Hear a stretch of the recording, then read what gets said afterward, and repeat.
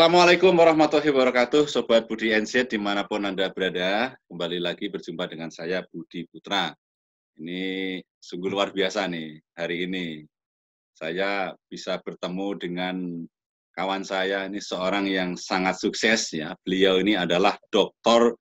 Reza Abdul Jabar. Ya, beliau adalah pemilik peternakan yang sangat besar sekali di Invercargill dan juga perkebunan madu. Nah, kita akan menyapa beliau dan kita akan ngobrol banyak tentang hal ini, khususnya adalah bagaimana membangun peternakan sapi dan perkebunan madu.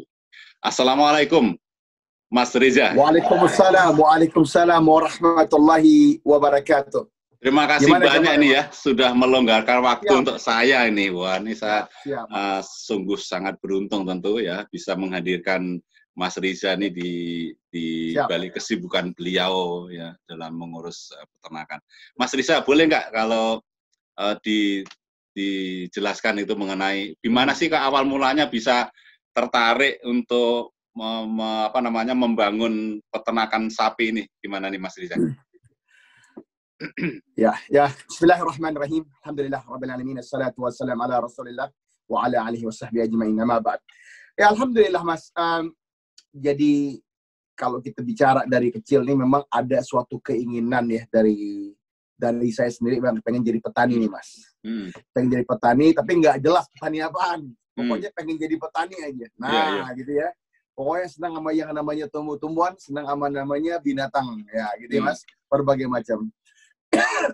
Kebetulan ayah saya Allahyarham juga sangat mendukung Mas. Jadi terjadilah percakapan ketika kata kecil ini dengan ayah yang mengatakan kira-kira pengen sekolah apa sih? Pengen jadi apa sih kamu nak gitu lah. Nah, saya cuma jawab gampang, saya pengen kayak ayah gitu lah. Artinya berdagang gitu kan.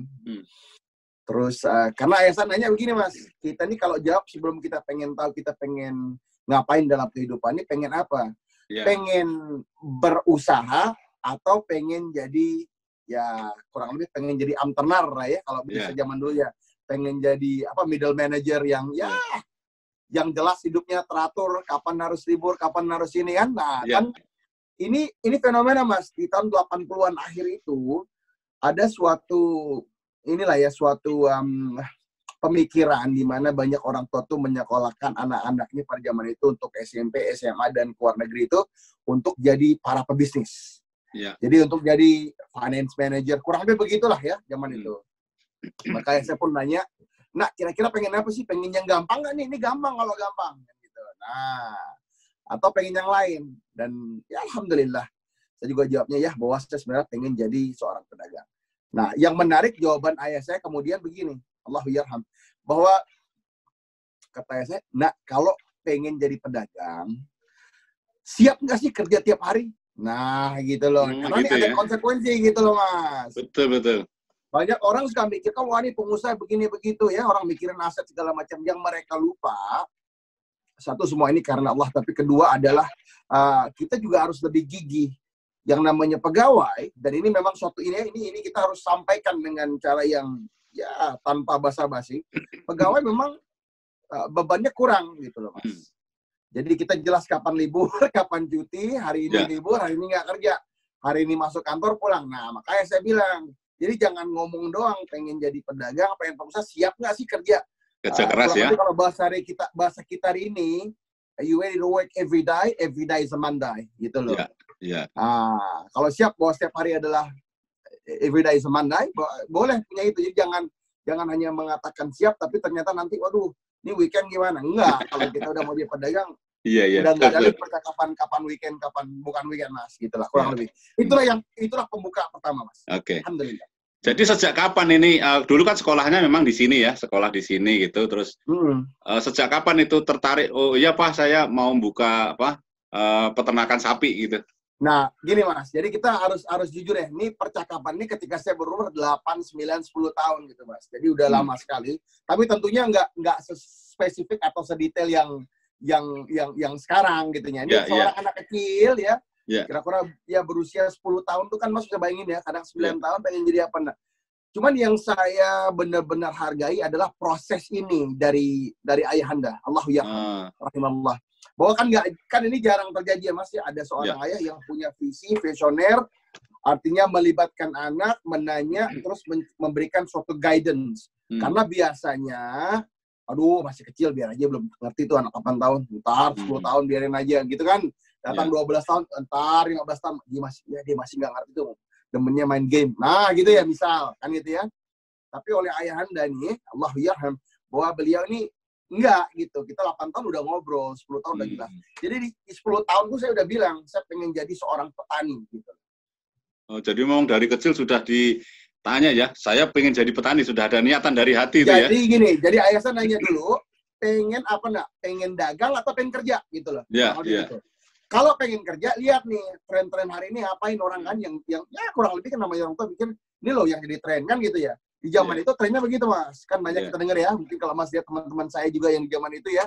Mungkin kemudian ada yang dari kesana ke sini kerjaan sebagai seorang middle manager gitu ya. Nah, tapi karena jawabnya saya pengen kayak ayah. Oh ya, oke. Dan siap kerja setiap hari. Gitu kan? Ayah saya bilang, kalau gitu gini nak. Apa yang minatmu apa? Apa yang jadi minatmu?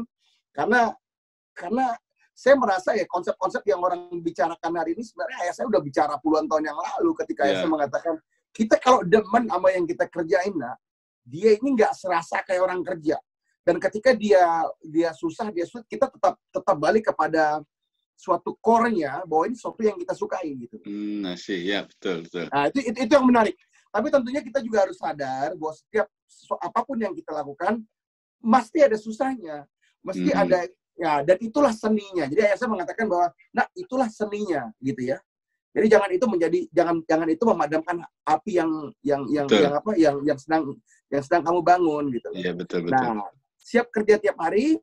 Nah, tentunya di antara yang lainnya ya mengatakan bahwa, yuk kita kerja cari ilmu yang orang lain nggak punya, nak. Jadi jangan semua orang punya. Nah, ini yang ya ba'dallah setelah Allah Rabbul Alamin, saya berterima kasih kepada ayahanda rahimahullah bahwa ini memberikan, kan bisa aja kita sekolah yang semua orang sekolah gitu Mas ya. Iya. Kan, nah, kebetulan kan sangat jarang orang yang mau sekolah ini gitu Mas. Jadi ayah saya mengajarkan dan mengarahkan yuk kita sekolah sesuatu yang orang lain nggak sekolah. Nah, jadi jangan yang semua orang sekolah kita lakuin yang sama, yuk kita beda gitu.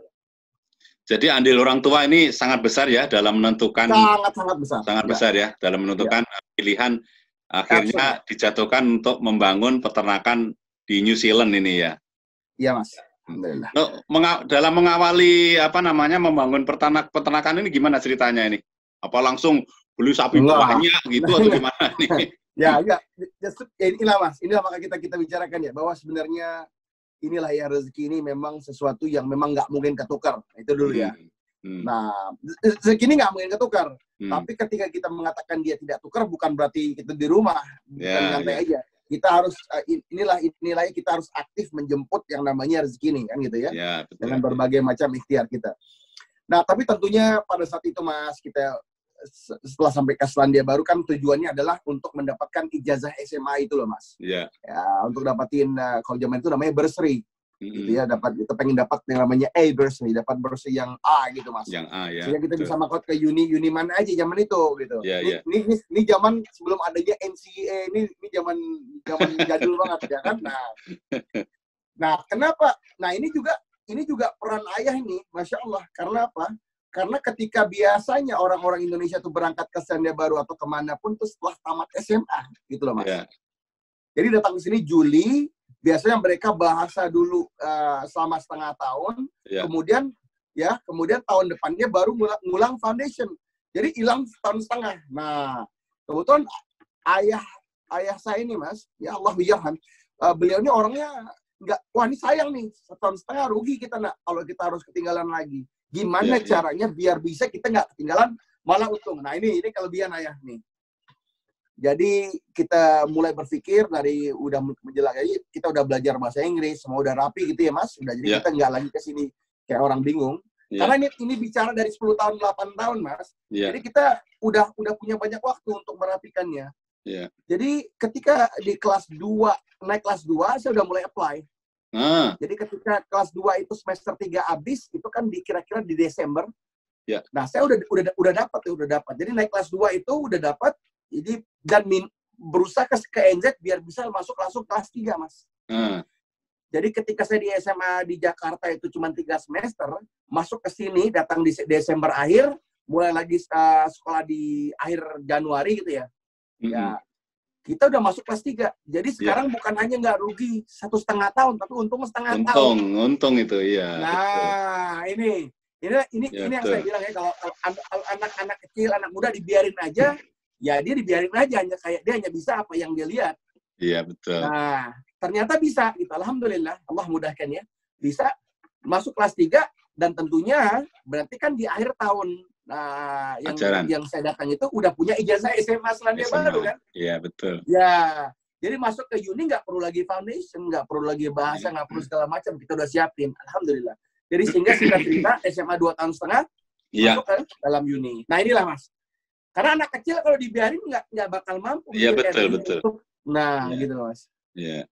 Jadi setelah SMA jadi langsung saya benar-benar mengatakan bahwa waktu itu sangat penting, nak. Jadi, sangat penting ya.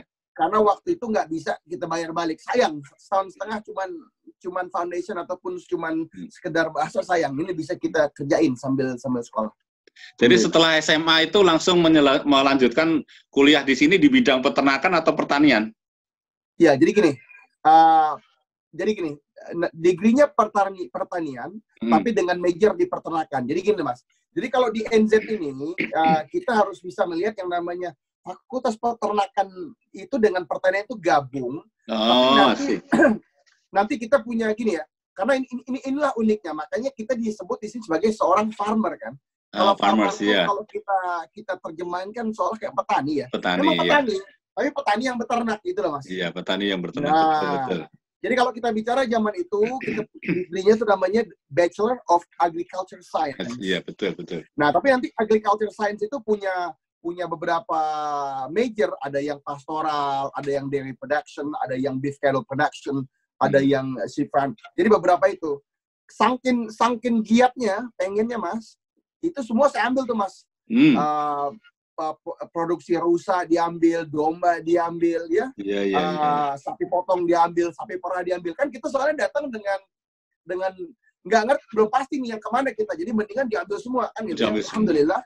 Nah, jadi ketika kita practical experience, kayaknya baru ngerti bahwa ternyata sapi perah inilah yang ini king-nya nih, gitu loh. Ini elitnya gitu loh, Mas. Jadi kalau pasukan angkatan darat nih, wah ini Kopassusnya. Oh, berarti ke sana kita gitu, Mas. Berarti sebelum membangun farmers ini ya, membangun peternakan ini memang sekolahnya memang khusus ke situ ya, memang. Iya, Mas. Ya, pada jalur yang benar lah kalau saya mengatakan begitu. Untuk memulai usaha itu memang jalurnya sudah benar gitu. Di atas akidah yang lurus, Mas. Iya, betul banget. Bismillah. Ya.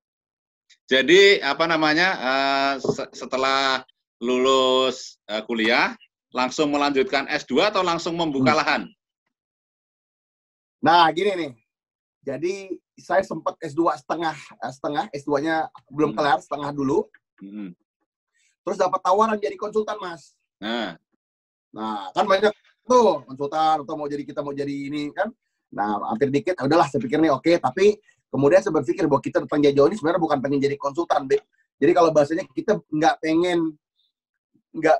pengen jadi pen pusher, Mas. Pen pusher tuh gini, seorang eksekutif yang cuma duduk doang. Ini bukan ini alasannya datang. Ya kalau bahasa kita taubat ya, Mas. Mulai nyadar bahwa kita kan datang ke sini pengen jadi petani, gitu kan. Nah, gitu ya. Tapi kan namanya anak-anak ini kan kita ngelihatnya, waduh ini kayak keren, nggak begini. Nah, alhamdulillah. Singkat cerita, from konsultasi itu saya langsung menjadi balik jadi petani gitu ya, dapat ada offer lumayan, alhamdulillah di Allah mudahkan di Hamilton.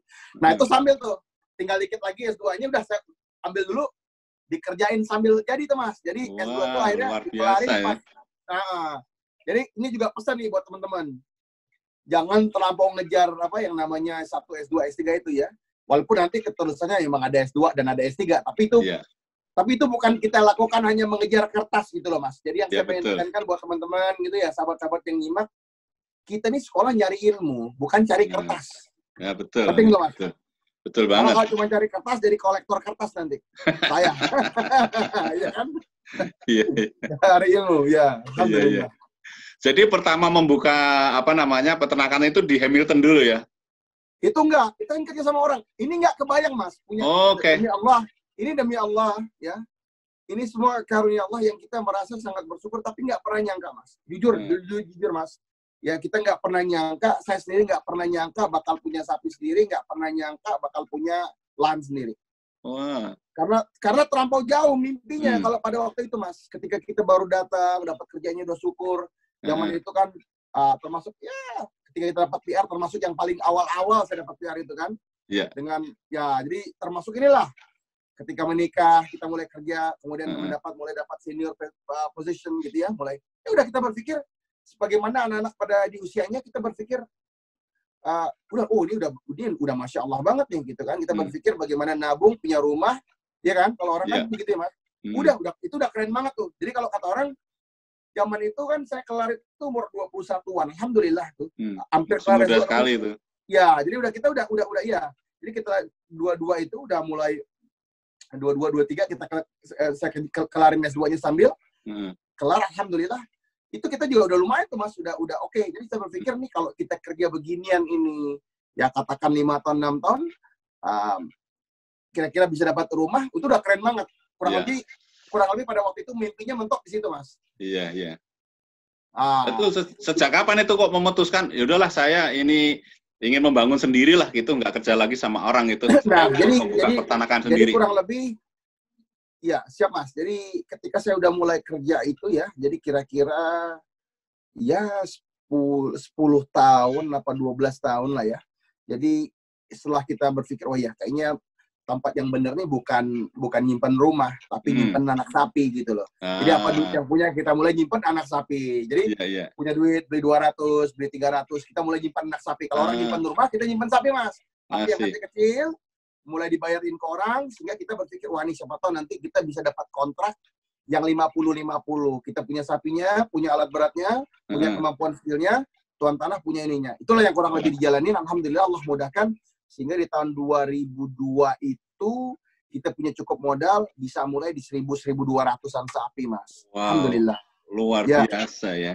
Dan itu juga ya itu juga di luar dugaan Mas karena kalau kita berhitung rasanya nggak mungkin karena belum pernah juga orang biasa langsung mulai di 1.200 bisa mulai di 250 di 300 ya. Tapi bisa begitu teman-teman sahabat semua ya nggak ada yang nggak mungkin. Iya betul. Ya. Minta sama yang punya. Ya, Allahul Ghani. Allah yang punya. Ya, Allah itu yang maha kaya. Nggak ada yang nggak mungkin. Jadi ketika kita dapat kontrak 1.200 itu kita juga nggak percaya, gitu kan? Tapi kan suatu lompatan hebat ketika kita punya 50-50, kita punya 1.200 sapi, kita punya traktor.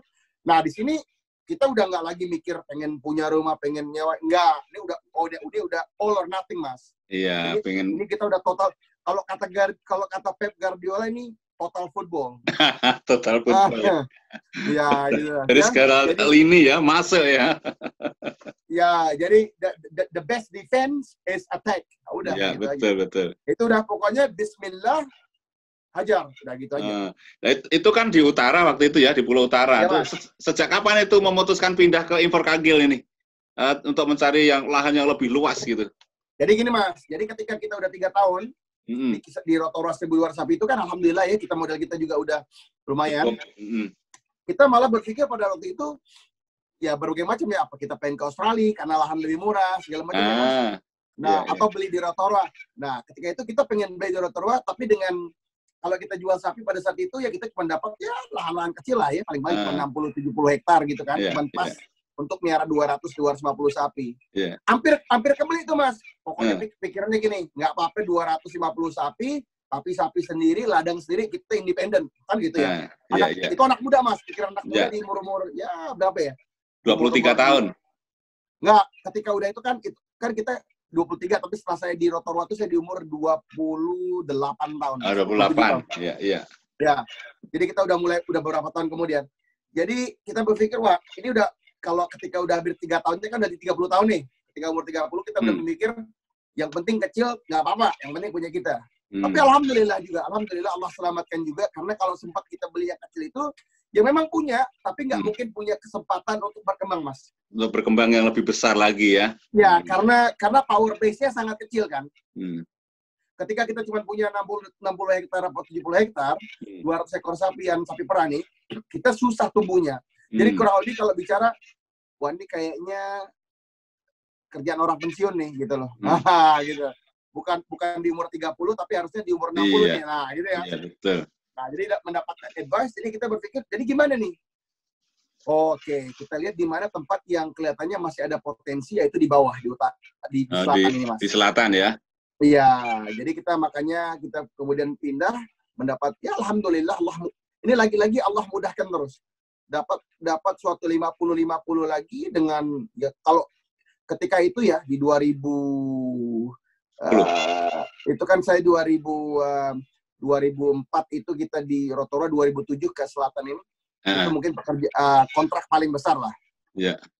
Kontrak paling besar kira-kira di 1.900 sampai 2.000 ekor sapi perah gitu ya, 50-50. Nah ini memberikan kita suatu kesemangat baru bahwa, nah ini sekarang kita punya power base, punya power, punya livestock. Nah ketika itu kita putuskan juga bahwa kita langsung membeli lahan, Mas. Nah di situ itulah game changer-nya. Iya. Game changer-nya di situ. Itu ya, luar biasa nih prosesnya nih ya. Nah, kan setelah pindah ke selatan nih sekarang udah berapa ribu nih sekarang ini hektar ini? Kita kurang lebih kita ada lahan yang milik kita sendiri, yang sertifikat milik ini, Mas. Ini 1.000 hektaran dengan populasi 4.000-4.500 tergantung itu. Wow, luar biasa, besar banget itu 4.000 itu. Alhamdulillah. Itu 4.000 itu semuanya sapi perah atau ada yang di apa namanya tuh untuk peranakan, misalnya apa, jantan gitu? Oh ya, ini kita bicara total populasi ya, Mas. Oke, iya. Jadi induk sapi perah, yang darahnya, yang gadisnya, yang pedetnya, jadi breeding stocknya semua ya. Oke. Ya. Nah, tapi kita juga baru sadar bahwa ternyata game ini tentang kepemilikan lahan, bukan tentang berapa jumlah sapi, Mas. Iya. Nah, gitu loh. Jadi ini juga sesuatu yang kita baru belajar belakangan ya, bahwa ini bukan berapa banyak sapi, tapi berapa banyak tanah. Karena ujung dari semua ini, inilah aset sebenarnya gitu ya. Karena yang lainnya kan komoditas. Kalau kita bicara jagung, kita bicara sapi, ini kan komoditas. Tapi aset yang benar-benar real, ya real estate-nya itu adalah peternakannya sendiri, lahannya, Mas. Peternakan lahan, dan iya betul. Alhamdulillah. Nah itu Mas. Jadi ketika kita punya satu, Allah mudahkan, ya ada tetangga di sebelah yang kebetulan bersambung, alhamdulillah. Kemudian ada yang di depan, gitu ya, ada yang di samping. Ini semua kan sesuatu yang nggak mungkin bisa kita mampu prediksi, tapi Allah yang bukakan. Iya, betul sekali. Inilah yang namanya rezeki, Mas. Nggak mungkin ketukar. Nggak mungkin ketukar ya? Nggak mungkin ketukar. Mustahil, ya dari sapi perah ini ya, kan itu diambil susunya ini. Ini susu ini apa, diekspor sendiri atau sudah ada istilahnya, kalau di kita itu apa sih, koperasi gitu ya, yang mengambil gitu? Jadi kita juga menjadi bagian, menjadi shareholder, dari Fonterra. Jadi kita punya saham kita juga di Fonterra, Mas. Oh, di Fonterra ya? Fonterra ini adalah perusahaan terbesar di Selandia Baru. Buat teman-teman yang ngikutin mungkin produknya di Indonesia itu seperti Anchor, Enlin, Enmam, Medofresh, Tararua. Ini produk-produk tip top. Ini produk-produk kita semua nih. Jadi kalau ada produk paling keren, paling enak, paling terjamin, paling dan halal, ini Fonterra. Alhamdulillah. Betul. Ya, yang menguasai pasar, dan dia merupakan perusahaan susu nomor 4 paling besar di dunia, Mas. Jadi setelah diperah itu otomatis langsung diambil oleh Fonterra ya? Jadi jadi Fonterra itu dimiliki oleh 9.000-an petani Selandia Baru gitu ya. Masing-masing punya saham, tergantung di situ, ya. Dengan seberapa banyak produksinya. Betul. Besar produksi kita, semakin besar saham yang mesti kita asik. Iya. Nah, gitu. Jadi kan adil kan? Adil banget ya. Mantap itu. Nah, selain yang sapi diperah, kan ada yang breeding, yang sapi jantan itu ya. Itu diekspor kemana atau dijual di dalam negeri? Jadi kalau yang jantan itu biasanya kita jual sebagai bibit untuk di dalam negeri. Yang kita ekspor ke luar negeri ini, Mas, ini sapi betina yang kecil. Oh, jadi yang gadis, betina. Yang gadis ataupun yang masih remaja sebelum gadis itu loh. Ya, Jadi kalau ya, kita ya. bicara nih, jadi biasanya di usia 10-11 bulan atau di Bulan. usia 10 bulan atau kadang-kadang di 13-14 bulan. Ini Oke. biasanya ke Cina, Mas, untuk Hmm. menjadi bakalan induk untuk Induk di produksi sana susu ya. mereka. Wah, Ya. luar biasa, mantap nih, luar biasa. Walaupun bukan hanya Cina, Mas, walaupun bukan Cina juga yang kita juga punya, kadang ke kota Kinabalu ke Malaysia, Malaysia juga kadang ya. juga kita ke Costa Rica, kadang juga ke Meksiko, gitu ya. Wah. Tergantung permintaan, Mas. Ya, siap. Ya. Ini kalau kan berternak itu kan tentu tidak mudah ya. Ini dibantu berapa orang nih ngurus 1000 hektar lebih nih? Nggak mungkin Jadi sendiri gini, lah. Mas, ya, kita kalau kita bicara staff kita aja, kita mungkin 10-12 orang. Oke, Tapi ya. teman-teman ini harus sadar bahwa tapi kita punya banyak subkontraktor, kita punya banyak kontraktor gitu. Oh, Jadi right. ini kadang-kadang kan cerita ini seolah kayaknya kita jago benar. Enggak, bukan kita jago benar. Tapi misalnya gini, urusan air misalnya, kita punya water recirculation company yang juga itu. Urusan listrik kita punya electrician yang kita bayar kontraknya. Urusan milk cooling kita punya milk cooling companies yang kita bayar. Right. Oke, Mas. Jadi urusan apa? Rumah ini kita punya tukang atau builder yang memang kita bayar untuk menjaga kontrak kita. Urusan robotik misalnya, ada lagi orang robot gitu loh, Mas. Dan dia ini bukan karyawan tetap kita, tapi kita bayar fee aja. Oh iya. Urusan misalkan pupuk, ada semua. Jadi, nah inilah kelebihannya. Kenapa kita begitu? Mungkin nggak semuanya kita lakukan, mungkin. Tapi kalau itu semua kita lakukan, mungkin kita harus berhadapan dengan 50-60 karyawan yang mungkin kita sendiri akan pusing di situ sendiri gitu ya. Betul banget. Nah, gitu ya. Jadi banyak subkontraktor, urusan pupuk, subkontraktor ya. Nah, soil testing yang ngetes tanah, dia ada semua. Nanti bisa katakan nanti ada pagar kita ada, kecuali yang kecil kita lakukan, tapi kalau kita katakan pagar yang bentuknya capital development. Ini ada lagi yang kita bayar. Jadi semuanya diserahkan kepada ahlinya ya, supaya nggak salah. Nah. Ini penting ya. Ini kalau kita mau belajar, ini kaidah ini sangat penting. Maka nggak salah ketika Nabi SAW mengatakan, "Idza wusidal amru ila ghairi ahli famtaziris sa'ah." Ketika suatu amalan, suatu kerjaan, urusan diserahkan kepada yang bukan ahlinya, maka tunggulah kegagalannya, tunggulah kehancurannya. Betul banget, ya. Nah, jadi keahlian, kemampuan, kemahiran ini modal, gitu ya. Modal. Jangan dagang kalau nggak punya keahliannya. Ya, gitu betul. Ya. Luar biasa. Ini udah benar nih, di jalur yang sangat benar. Ini Om Reza ini kan sapi ada, kambing ada. Ini di sisi lain ya. Berarti kalau mau makan daging nih nyembelih sendiri atau gimana nih?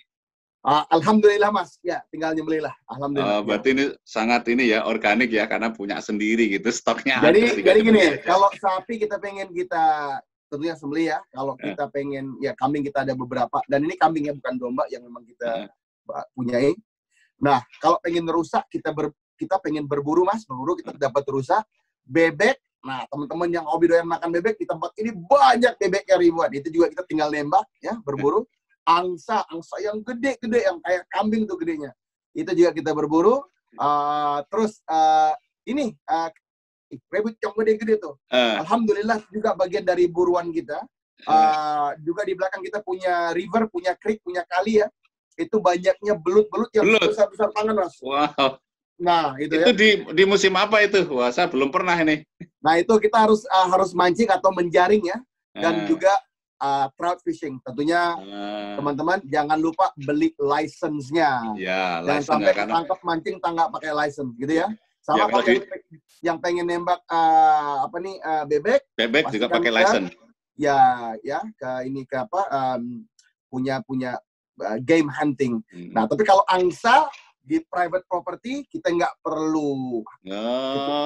Ya. Kalau di properti sendiri nggak perlu ya pakai license nembak.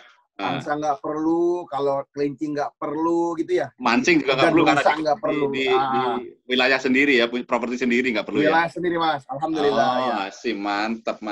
Ini satu lagi pertanyaan khususnya terkait dengan peternakan ya. Misalnya ada nih teman-teman dari Indonesia yang pengen belajar cara berternak kepada Om Reza, ini boleh nggak?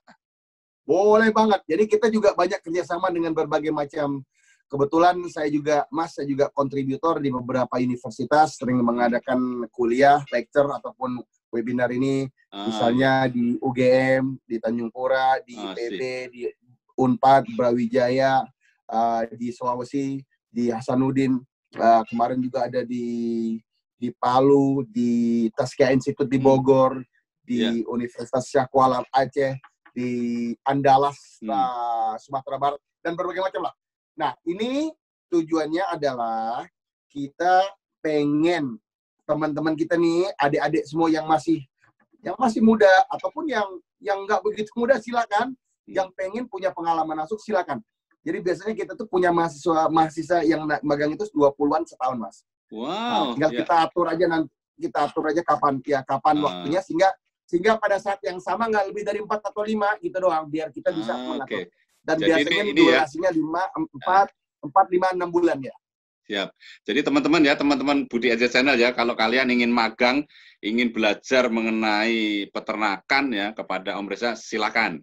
Ya, silakan hubungi saya, nanti saya hubungkan kepada Om Reza. Jadi luar biasa nih Om Reza ya. Ini peternakan, pertanian komplit ya, perkebunan. Jadi kita bicara nanti bagaimana merah sapi, memberi makan anak sapi, bagaimana cara kerja traktor, mekanis, robotic feeder, bagaimana kita bicara kita bicara pastoral grazing, kita bicara rumputan, biji-bijian, komplit gitu.